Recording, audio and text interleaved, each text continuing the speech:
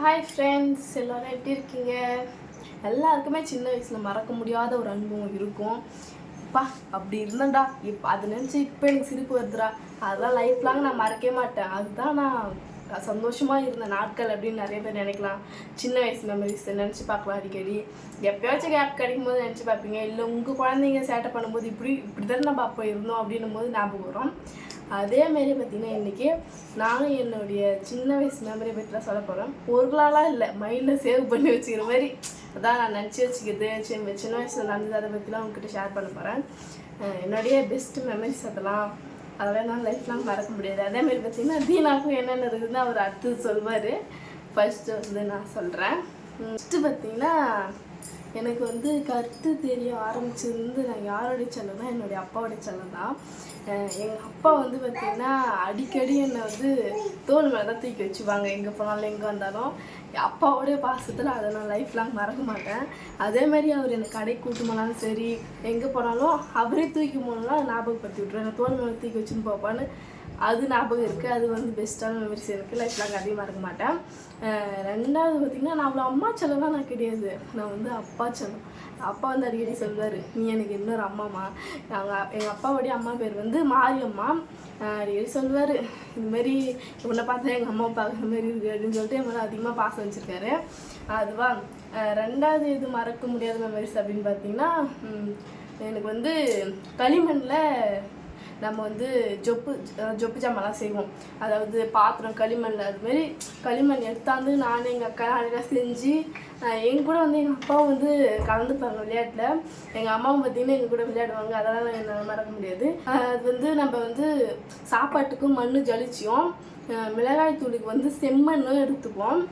கீரை, முருங்கைக்கீரை அதுக்கெலாம் அந்த வேலிக்காத்தா அந்த இருக்குல்ல, நிலத்தடி நீர் உருன்னு சொல்லுவாங்களே அந்த மரம், அந்த மரத்தில் இருக்கிற இதெல்லாம் உருவி கீரை அப்படின்னு சொல்லிட்டு செய்வோம். நாங்கள் களிமண் சொப்பு செஞ்சு அது மறக்க முடியாதது. எனக்கு ரொம்ப பிடிக்கும். அதெல்லாம் இன்னுமே பார்த்திங்கன்னா அதெல்லாம் நினச்சி பார்ப்பேன். இன்னுமே விளையாடலான்னு கூட தோணும்.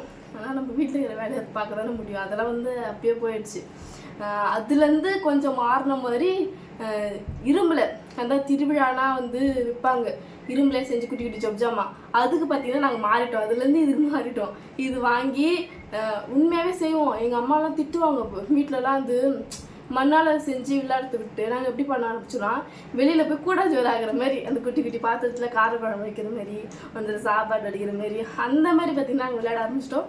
அதை பார்த்திங்கன்னா எங்கள் அம்மாவுக்கு தெரியாமல் தான் நானும் எங்கள் அக்காவும் எண்ணெய் ஊற்றிப்போம், கடுகு எடுத்துப்போம், அரிசி எடுத்துப்போம்.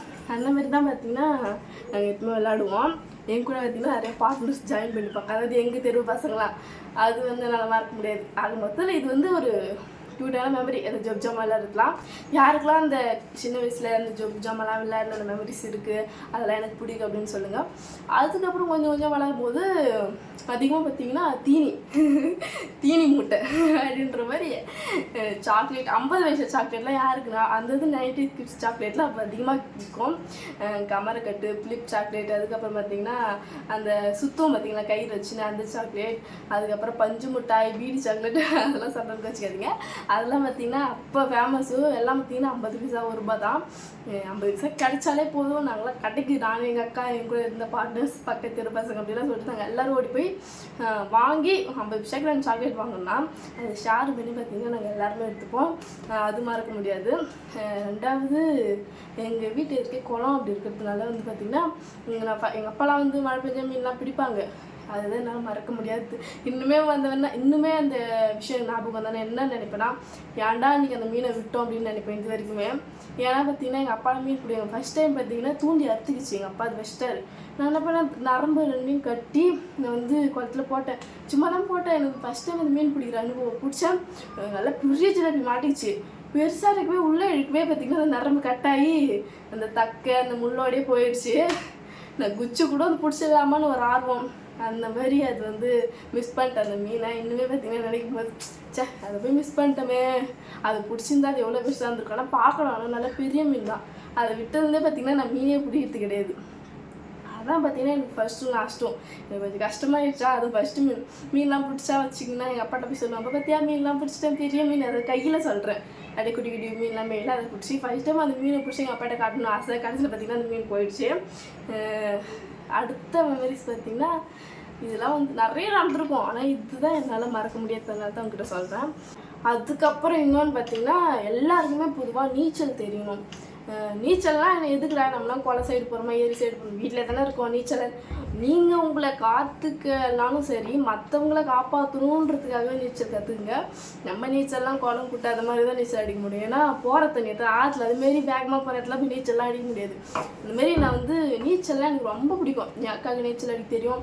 ஏன்னா அக்கா இப்போ 10th அது மாதிரி படிச்சிருந்தா, அவளுக்கு நீச்சல் அடிக்க தெரியும். குளம் எதிர்க்கவே அப்போலாம் குளத்து தண்ணி அவ்வளோ சுத்தமாக இருக்கும். அதுக்கப்புறம் நான் காட்டினில் எங்கள் குளம்லாம் வந்து பாசெல்லாம் பிடிச்சி அப்படி இருந்துச்சு. அதில் வந்து அந்த குளத்துல யாரும் இறங்குறது இல்லை, மீனும் பிடிக்கிறது இல்லை. அப்போ நல்லா இருந்துச்சு தண்ணி. அப்போ எங்கள் அக்காலாம் நல்லா நீச்சல் கற்றுப்பா, என்னுடைய பெரியப்பா பொண்ணு அப்படின்னு சொல்லிட்டு எல்லாருமே நீச்சல் கற்றுப்பாங்க. குழந்தைங்க தானே, அந்த டைமில் வந்து குளத்துல குளிக்கூடாது அப்படிலாம் தெரியாது. நாங்கள் வந்து கரையாக இருக்கும், நடுவில் தான் ஆழம். அதுக்கப்புறம் தான் தூர் வாட்டிட்டாங்க. அப்போ கரையாக இருக்கும்போது நாங்கள் நீச்சல் கற்றுக்கிட்டோம். ஒரு இடம் மட்டும் தான் ஆழமாக இருக்கும். எனக்கு வந்து ஃபஸ்ட் டைம் வந்து எங்கள் அக்காலாம் எனக்கு நீச்சல் கற்றுறா சொல்லிட்டு குளத்துல இறக்கி விட்டாங்க.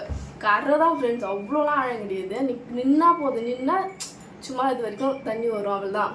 வந்து என்னை பிடிச்சிப்பாங்க, மேலே காலை அடிக்கணும், கையும் 2 இப்படி அடிக்கணும். நாங்கள் விட்ருவோம் நீ அடின்னு சொல்லிட்டு பிடிச்சிப்பாங்க. நானும் கையை அடிப்பேன் பட்டுன்னு விட்ருவோம், உள்ளே தான் போவேன். எனக்கு வந்து அது வந்து மேல் நீச்சல்னு சொல்லுவாங்க. கால் கையை அடிச்சுட்டு தண்ணிலாம் செதறும் பார்த்தீங்களா, அந்த மாதிரி நீச்சல் எனக்கு செட் ஆகல. இன்னுமே அந்த மாதிரி நீச்சல் எனக்கு அடிக்கிறது நானே பார்த்தீங்கன்னா ட்ரை பண்ணேன். உண்மையாக சொல்லலாம், எனக்கு இந்தமாரி விஷயம்லாம் யாராச்சும், அதாவது எனக்கு பிடிச்ச விஷயம் நான் வந்து யார்கிட்டையுமே கற்றுக்க மாட்டேன். நானே தான் அதை ட்ரை பண்ணி கற்றுப்பேன். யாருன்னா சொன்னால் பரவாயில்ல, அதை புரிஞ்சுப்பேன். ஆனால் கற்றுக் கொடுத்தா அது என்னால் கற்றுக்க முடியாது. நானே செஞ்சால் தான் அதை ஒழுங்காக கற்றுப்பேன். அதேமாதிரி பார்த்திங்கன்னா, நானே இறங்கி அந்த நீச்சல் கடைசி வரைக்குமே எனக்கு வரல. எனக்கு வந்து நீச்சல் எதுனா உள்நீச்சல் அடிப்பேன், அப்புறம் காக்கா நீச்சல் சூப்பராக அடிப்பேன். அப்புறம் வந்து தண்ணியில் நின்றுனே நல்லா உள்ளே போகாமல் தண்ணியில் நிற்கிற மாதிரி ஒரு நீச்சல் இருக்குது, அதுவும் கற்றுக்கினேன். கடைசி வரைக்கும் எங்கள் அக்கா சொல்லிக்கிது நீச்சல்லாம் கற்றுக்கல. நீச்சல்லாம் எனக்கு தெரியும் ஃப்ரெண்ட்ஸ். தினாக்கு தெரியுமா தெரியல. தினா உனக்கு தெரியுமா நீச்சல்லாம் அடிச்சுட்டு எவ்வளோ டைம் ஏரியில் போய் குளிச்சுட்டு எங்கள் அம்மா கிட்ட அடி வாங்கிக்கிறேன் நான். எங்கள் அம்மாவுக்குலாம் தெரியாமல் குளிப்பேன்ப்பா. எங்கள் அம்மா தெரிஞ்சாலும் அடிப்பாங்க, எங்கன்னா இறங்கக்கூடாது அடிச்சிடுமா அப்படி சொல்லிட்டு நீச்சல் கற்றுக்கினேன். 2வது பார்த்திங்கன்னா சைக்கிள். எனக்கு வந்து கல்யாணம் ஆகி தான் தினா வந்து நான் பைக் வச்சுருக்கேன் பார்த்திங்கன்னா, அது ஓட்ட கற்று கொடுத்தாரு. அது ஓட்ட தெரிஞ்சோடனே ஸ்கூட்டி வந்து ஆல்ரெடி அது கீர் போட்டு ஓட்டுற வண்டி ஓட்டினாலே ஸ்கூட்டியில் ஈஸியாகிடும். அப்புறம் தான் ஸ்கூட்டி ஓட்ட தெரிஞ்சுது. அதுக்கு முன்னாடி சின்ன வயசில் வந்து சைக்கிள் தான் முக்கியமான விஷயம். ஏன்னா அந்த இதுலாம் பார்த்திங்கன்னா அவ்வளோ கார் கிடையாது, வண்டி கிடையாது. சைக்கிள் தான் அந்த காலத்துலாம். சைக்கிள் தான் போவாங்க, சைக்கிளில் தான் வருவாங்க. அப்போ இருந்தால் இதில் வந்து சைக்கிள் தான் ஃபேமஸ்ஸு. சைக்கிள் கற்றுக்கலாம்னு சொல்லிட்டு ஒரு குட்டி சைக்கிள் தான் ஃப்ரெண்ட்ஸு. அதை வந்து நானும் அப்போ குழந்தை தானே, ஆனால் என் முட்டி சைஸ் தான் இருக்கும் அந்த சைக்கிள். அதில் வந்து உட்காந்து எனக்கு ஓட்ட தெரியல. என்ன பண்ணுவாங்க, ஒரு 5-6 பேர் எல்லாம் எங்கள் பெரியம்மா பொண்ணு, சித்தப்பா பொண்ணு, அந்த மாதிரி தான் எனக்கு அக்காங்க. ஆனால் எல்லோரும் பிடிச்சி அந்த அடியான தள்ளி விடுவாங்க. நீ பெடல் போட்டுனே இரு, நாங்கள் பிடிச்சினே வர சொல்லிட்டு பிடிச்சினே வந்து விட்ருவாங்க. சைக்கிள் எப்படியோ போயிருந்தேன், ஏன்னா ஒரு குறுக்கு சந்தில் போய் டம்மாலும் ஊந்துருவேன். கையில் அடிலாம் பட்டுக்குது. அதுலேருந்து என்ன பண்ணேன், இப்போ நம்ம நீச்சல் நம்மளே தானே கற்றுக்கணும். அதேமாரி பார்த்திங்கன்னா சைக்கிளும் யாரடி கற்றுக்கிட்டாலும் நம்மளே கற்றுக்கலாம்னு சொல்லிட்டு எங்கள் அப்பா ஒரு கீர் சைக்கிள் வச்சுருந்தாங்க உங்களை பெருசு. நான் பார்த்திங்கன்னா சின்ன சைக்கிள் ஓட்டாமல் எங்கள் அப்பாவோட சைக்கிள் எடுத்து ஓட்ட ஆரம்பித்தேன். ஃபஸ்ட்டு தைக்கி உட்கார ஆரம்பித்தேன். 2வது வந்து தைக்கி ஒரு பெடல் போடுவேன்.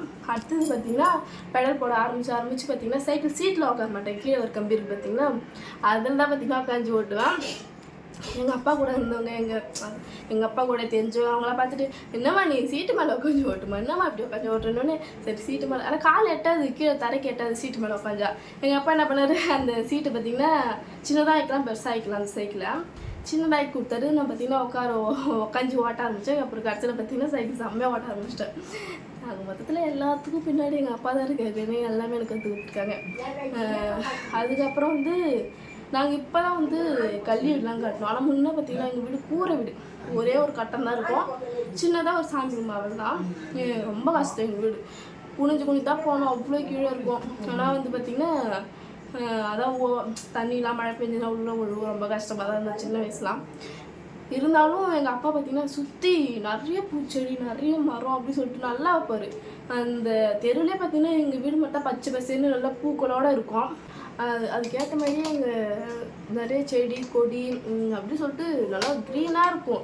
எனக்கு இன்னுமே மறக்க முடியாத ஒன்றுனா எங்கள் வீடு தான். இன்னும் நினச்சாலே கொஞ்சம் கஷ்டமாக இருக்கும், ஏன்னா அவ்வளோ அழகாக இருக்கும் எங்கள் வீடு. வெறும் பூ தான். வெள்ளிக்கிழமைனாலே சாமிக்கெலாம் நாங்கள் எங்கேயுமே பூ வாங்க மாட்டோம். வீட்டில் பூ பறிச்சாலே விதவிதமாக ஒரு 5 பூ இருக்கும். இவ்வளோ ஒரு கூட நிறைய வரும். அவ்வளோ அழகாக இருக்கும் ஃப்ரெண்ட்ஸ் எங்கள் வீடு. அந்த ஃபோட்டோலாம் இல்லை, இருந்தால் காட்டலாம். அதெல்லாம் பார்த்திங்கன்னா மறக்க முடியாது எங்கள் வீடுலாம் நினச்சி பார்த்தா. ஆனால் இப்போ கல்வி வீடு கட்டிக்கிறேன், எங்களுக்கு இடம்லாம் சுற்றி எதுவும் கிடையாது. கீழே குளத்தில் வேணால் செடி வச்சுப்போம். ஆனால் எனக்கு அப்பத்துலேருந்து எங்கள் அப்பாவுக்கு செடி வைக்கிறதுனா ரொம்ப பிடிக்கும். அதுக்கு அவரை பார்த்து எனக்கும் அந்த விஷயம் பிடிக்க ஆரம்பிச்சிது. கடைசியில் பார்த்திங்கன்னா அது வைக்கிறதுக்கு இடம் இல்லை எங்களுக்கு. ஓகே, இதெல்லாம் கடந்து வந்தேன். அதை வந்து சின்ன வயசில் 90s விளையாட்டம், பாண்டி நொண்டி லங்க கொக்கோ அந்த மாதிரி. கொக்கோலாம் இப்போ வந்து அதுக்கு முன்னாடி சின்ன குழந்தைல இருக்கும்போது அதெல்லாம் அவ்வளோ விளையாட மாட்டேன். அதாவது மறையராட்டம் அப்படின்னு சொல்லிட்டு எல்லா ஆட்டமும் விளையாட்டேன். இதுதான் ஃப்ரெண்ட்ஸ் என்னுடைய சைல்ட்ஹுட் மெமரிஸ். என்னுடைய சைல்ட்ஹுட் மெமரிஸ் உங்களுக்கு பிடிச்சிருந்தா லைக் பண்ணுங்கள். உங்களுக்கு வந்து மறக்க முடியாத ஒரு விஷயம் உங்கள் சைல்ட்ஹுட் மெமரிஸில் எதுன்னு சொல்லிட்டு கமெண்ட் பாக்ஸில் கமெண்ட் பண்ணுங்கள். தினா பார்த்தீங்கன்னா அவருக்கு வந்து அவ்வளோ பெருசெல்லாம் இல்லையா, அதனால் நான் வந்து நான் எப்படி இருந்தேன் அப்படி சொல்லிட்டேன். இந்த வீடியோ உங்களுக்கு பிடிச்சிருந்தா லைக் பண்ணுங்கள், ஷேர் பண்ணுங்கள், கமெண்ட் பண்ணுங்கள். மறக்காமல் எங்கள் சேனலை சப்ஸ்கிரைப் பண்ணிவிடுங்க. பாய்.